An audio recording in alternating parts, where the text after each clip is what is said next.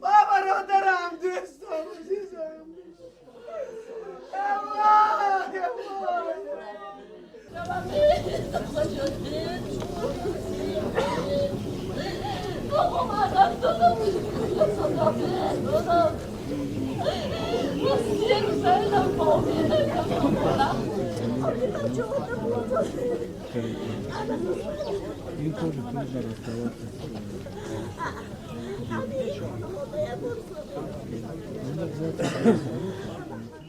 اون قبل از همه تسلیت تمام آل فرهنگ را با خانواده ایشون با یار و دوستان نزدیک میرسانیم. واقعا آل فرهنگ تلفات خیلی بزرگ دید. استاد یکی از شخصیت‌هایی هستند که او را نه فقط در تاجیکستان بلکه در تمام دنیا میشناختند. استاد محترم یگانه نماینده ملت تاجیک است که با عنوان رسام خلقی اتحاد شوروی سزاوار دانسته شده بود.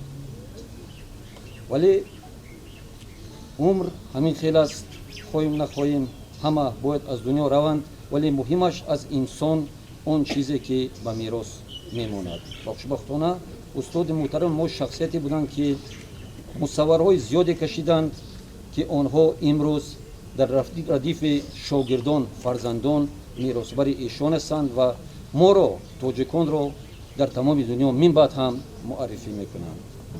یادشان بخیر، راه آخرتشان همیشه سفید باشد. الوداع الوداع استاد گرامی قدر.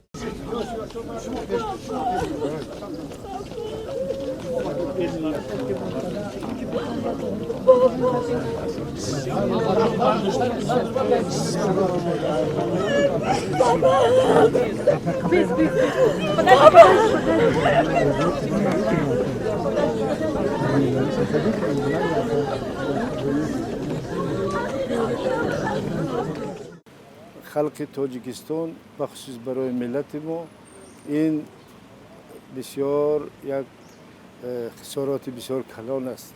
سهراب یک سبک خاص ملی در همین دوره سویتی هم او هم رسام خدمت شاهنامه رسپوبلیکا بود خلقی و هم رسام مردمی اتفاق سویتی بود و هم وکیل چیز همان وقت شورای عالی بود.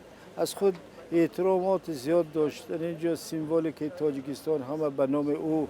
فقط یک چیز من گفته میکنم، اگر داستانا نویسیم کم است، فقط با اظهار بسیار همدردی به اهل بیتشان، با اظهار بسیار به همدردی برای اهل فرهنگ ملت تاجیک خمان. فقط یک چیز میگم که افسوس که این رفیقیم برادر عزیز از بین ما درگذشت.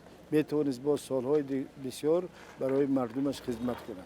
فقط یک چیز یادآور میشیم که شاعر گفته است بهترین از کلاسیکا: خرم آن است که در دفتر پاکیزه ز حرف